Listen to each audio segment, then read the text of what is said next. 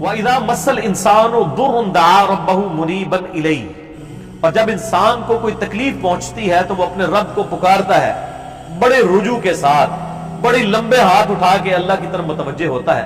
ثُمَّ إِذَا خَوَّلَهُ نِعْمَةً مِّنْهُ، جب ہم اسے اپنی طرف سے نعمت عطا کر دیتے ہیں، نَسِيَ مَنْ كَانَ يَدْعُو إِلَيْهِ مِنْ قَبْلُ، تو وہ ایسا بھول جاتا ہے جیسا کہ اس نے کبھی ہمیں پکارا ہی نہیں تھا.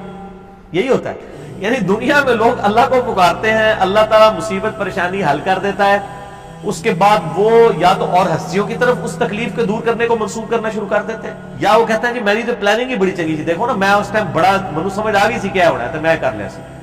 تو انہوں اللہ نے بندہ جنہیں مرضی سمجھ آ جائے، اللہ کے سامنے تو اتنے فیکٹرز ہیں کہ کسی بھی انسان کو کسی بھی وقت وہ آنے واحد میں ہیرو سے زیرو اور زیرو سے ہیرو کر دے، اس کے لیے کوئی مسئلہ ہے.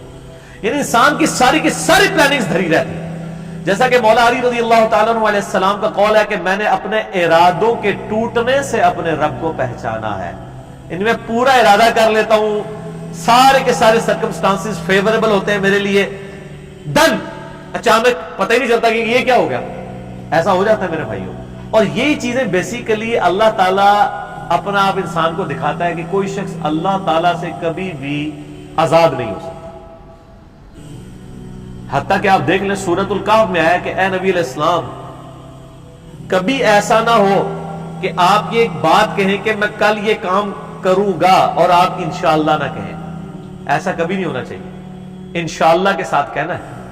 اگر وقت کے پیغمبر کو یہ بات کی جا رہی ہے، ہمارے محبوب صلی اللہ علیہ وآلہ وسلم کو، کہ آپ نے کبھی مستقبل کے بارے میں انشاءاللہ کے بغیر بات نہیں کرنی، کبھی نہیں کرنا ہے میں کام کروں گا، مگر یہ کہ انشاءاللہ ماشاءاللہ کے ساتھ.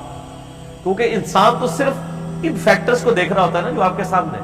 ہم نے کئی بار چیزیں دیکھی ہیں، ہر فیکٹر کاؤنٹر کرتے ہیں. میرے جیسا تو وہمی بندہ کوئی شاید چھوڑتا ہی نہیں ہے، پھر بھی کچھ کوئی پاک نکل آتی ہے بچوں. کیوں نکل آتی ہے؟ انسان کبھی آزاد نہیں ہوتا اللہ سے، اس کی تقدیر سے کبھی آزاد نہیں ہو سکتا. اسی لیے الحمدللہ عرصہ دراز سے ہم اپنی پوری ایفرٹ کر کے اس کے بعد اللہ پر ہی توقع رکھتے ہیں. اور میں یعنی جتنا اپنے دنیاوی معاملات میں یا دین کے کام میں ریسورسز کو مینج کرنے میں وہمی ہوں نا، اس سے زیادہ میں الحمدللہ عرصہ دراز سے اللہ کے بارے میں وہمی ہوں کہ جب کچھ میں سب کچھ کر لیتا ہوں نا، اور مجھے سب سے زیادہ جس چیز کی ٹینشن ہوتی ہے نا وہ اللہ کی ہوتی ہے کہ اللہ تعالیٰ کو رکاوٹ نہ ڈال دے. اللہ کی طرف متوجہ رہتا ہوں ہر معاملے میں. اور اس کا میں نے پھر پازیٹیو رزلٹ دیکھا ہے کہ میرے بگڑے ہوئے کام جس میں میں نے کئی چیزیں اوور لک کی ہوئی ہوتی ہیں وہ پھر اللہ نے سنبھالی ہوتی ہیں، وہ خود بخود ریزالو ہونی شروع ہو جاتی ہیں. پتہ ہی نہیں چلتا کہ کہاں سے اللہ تعالیٰ معاملات کو سیدھا کرتا ہے. وَمَن يَتَّقِ اللَّهَ يَجْعَلْ لَهُ مَخْرَجًا وَيَرْزُقْهُ مِنْ حَيْثُ لَا يَحْتَسِبُ. یہ قرآن کی آیت ہے سورہ طلاق کی. جو کوئی اللہ پر تقوی اختیار کرے گا ہم اس کو وہاں سے رزق دیں گے کہ اسے گمان بھی نہیں ہوگا.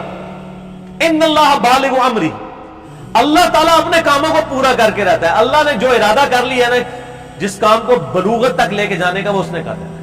لیکن قد جعل اللہ لکل شیء قدرا، لیکن ہر چیز کے لیے اللہ نے ایک اندازہ مقرر کر رکھا ہے. یعنی جب وہ وقت آئے گا نا تبھی وہ معاملات ہوتے ہیں، اس سے پہلے نہیں ہو سکتے. آپ جتنا مرضی ٹل لگا لیں، جس چیز کا جو وقت ہے وہ اسی وقت پہ ہونا ہے. تو اللہ تعالیٰ فرماتا ہے کہ یہ جب ہم ان کو عطا کر دیتے ہیں پھر یہ فوراً اللہ کو بھول جاتے ہیں.